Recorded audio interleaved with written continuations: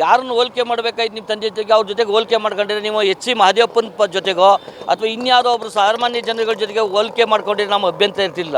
ಆದರೆ ನೀವು ಕೃಷ್ಣರಾಜೇಂದ್ರ ಒಡೆಯರು ನಾಲ್ವಡಿ ಕೃಷ್ಣರಾಜೇಂದ್ರ ಒಡೆಯರ ಬಗ್ಗೆ ಹೋಲಿಕೆ ಮಾಡ್ಕೊಂಡಿದ್ರೆ ಅವರು ಕೇವಲ ಮೈಸೂರಿಗಲ್ಲ, ಈ ಮೈಸೂರು ಹಳೆ ಮೈಸೂರು ರಾಜ್ಯ ಅಂತ ಏನು ಹೇಳ್ತಾರೋ ಅಲ್ಲಿವರೆಗೂ ಅವರು ಮಾಡಿರೋ ಕೆಲಸಗಳು, ಮೆಡಿಕಲ್ ಕಾಲೇಜ್ ಇರ್ಬೋದು, ಇಂಜಿನಿಯರಿಂಗ್ ಕಾಲೇಜ್ ಇರ್ಬೋದು, KRS ಡ್ಯಾಮು, ಹೀಗೆ ಹಲವಾರು ರೀತಿಯ ಕಟ್ಟಡಗಳನ್ನು ಕಟ್ಟಿ ಅಭಿವೃದ್ಧಿಗಳನ್ನು ಮಾಡಿ ಸಾವಿರಾರು ಲಕ್ಷಾಂತರ ಜನಗಳಿಗೆ ಕೆಲಸ ಕೊಟ್ಟಿದ್ದಾರೆ.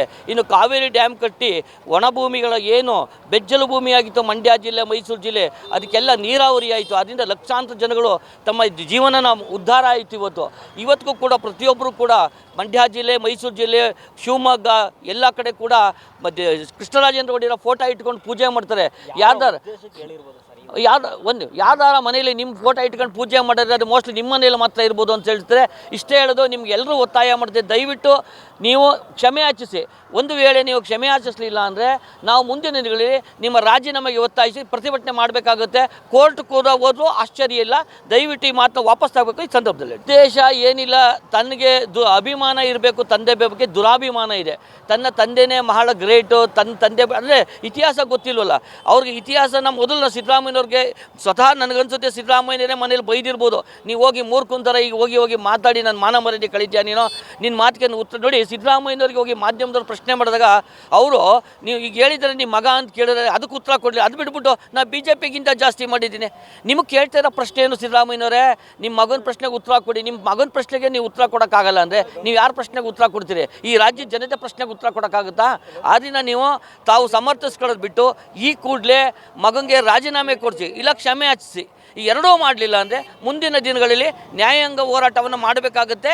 ಇದು ಯಾವುದೇ ಕಾರಣಕ್ಕೂ ನಾವು ಸುಮ್ಮನೆ ಆಗಲ್ಲ. ನಿಮ್ಮ ತಂದೆ ಸಾಧನೆ ಮೂಡಾದಲ್ಲಿ ಏನು ಕೃಷ್ಣರಾಜೇಂದ್ರ ಒಡೆಯರ್ 1904ರಲ್ಲಿ ಸ್ಥಾಪನೆ ಮಾಡಿದ್ರು, ಯಾವ ಬಡ ಜನತೆಗೆ ಮಧ್ಯಮ ವರ್ಗಕ್ಕೆ ನಿವೇಶನ ಸಿಗಬೇಕು, ಯಾರು ಕೂಡ ಬಾಡಿಗೆ ಮನೆಯಲ್ಲಿ ವಾಸ ಮಾಡಬಾರ್ದು, ಎಲ್ರಿಗೂ ಸ್ವಂತ ಮನೆ ಇರಬೇಕು ಅನ್ನೋ ಉದ್ದೇಶದಿಂದ ಮಾಡಿದ್ರು. ಆದರೆ ಸಿದ್ದರಾಮಯ್ಯನವರೇ ಜಮೀನೇ ನಿಮ್ದಲ್ಲ, ಯಾರ್ದೋ ಜಮೀನ ನಿಮ್ಮದು ಅಂತ ಹೇಳ್ಬಿಟ್ಟು ಅದು ದಲಿತರ ಪರ ಮಾತಾಡ್ರೆ ಅಹಿಂದ ಅಂತೀರಿ, ಅಲ್ಪಸಂಖ್ಯಾತರು ಹಿಂದರು ದಲಿತರು ಅಂತೀರಿ. ಮೈಸೂರಿನಲ್ಲಿ ತನ್ವಿ ಸೆಟ್ನ ತುಳಿದ್ರಿ, ಮೈಸೂರಿನಲ್ಲಿ ದಲಿತರು ಜಮೀನ ತಗೊಂಡ್ರಿ. ದಲಿತರ ಜಮೀನು ನಿಮ್ದಲ್ಲ, ಆದರೂ ಕೂಡ ನೀವು ಭಾಳ ಇಂಡೈರೆಕ್ಟಾಗಿ ಬರೆಸ್ಕೊಂಡು ಅದಕ್ಕೆ ಕಾಂಪನ್ಸೇಷನ್ ಕೇಳ್ತೀರಿ. ಮೂಲ ಜಮೀನೇ ನಿಮ್ದಲ್ಲ, ಮೂಲ ಜಮೀನು ಮೂಡ ಅಕ್ವೈರ್ ಮಾಡಿದೆ, ಮೂಡ ಆಸ್ತಿನ ತಮ್ಮ ಆಸ್ತಿ ಅಂತ ಬರೆಸ್ಕೊಂಡು ಅದಕ್ಕೆ 14 ಸೈಟ್ ತೊಗೊಂಡಿದ್ದೀರಿ. ಈಗ ನಿಮ್ಮ ಮಗ ಹೇಳ್ತಾನೆ ವಾಪಸ್ ಕೊಟ್ಬಿಟ್ಟಿದ್ದೀವಿ, ಕೇಳಲ್ಲ ಅಂತಾರೆ. ನಾವು ಹೇಳೋದಿಷ್ಟೇ, ಮೊಬೈಲ್ ಕದ್ದುಬಿಟ್ಟು ಕಳ್ಳ ವಾಪಸ್ ಕೊಟ್ಬಿಟ್ರೆ ನೀವು ಬಿಟ್ಟುಬಿಡ್ತೀರಾ? FIR ಫೈಲ್ ಮಾಡ್ತಾರೆ. ನಿಮ್ಮ ಮೇಲೆ ಯಾಕೆ ಫೈಲ್ ಆಗಬಾರ್ದು? ನಿಮ್ಮ ಮೇಲೆ FIR ಫೈಲ್ ಆಗಿದೆ.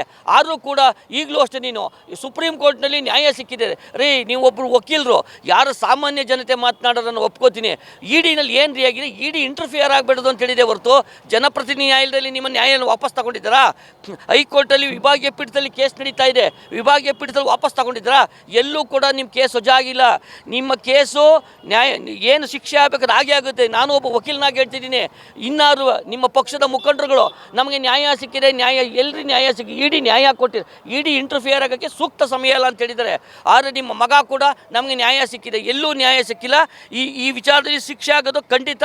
ನೀವು ಮೂಡನ ಲೂಟಿ ಮಾಡಿದ್ದೀರಿ. ಮೂಡಾಗೆ ಪ್ರತಿ ವರ್ಷ ಹೆಸರುಗಳನ್ನ ಚೇಂಜ್ ಮಾಡ್ಕೊಂಡು ಹೋಗ್ತಾ ಇದ್ದೀರಿ ಹೊರತು ಮೂಡ ಅಭಿವೃದ್ಧಿ ಮಾಡ್ತಾ ಇಲ್ಲ. ಇದೇ ನಿಮ್ಮ ಕೆಲಸ. ಅದನ್ನು ಅವರು ಅಭಿವೃದ್ಧಿ ಅಂತ ತಿಳ್ಕೊಂಡಿದ್ದಾರೆ. ರವಿಚಂದ್ರ ಕೂಡ ರಾಜ್ಯ ಹೋಗ್ತಾರೆ.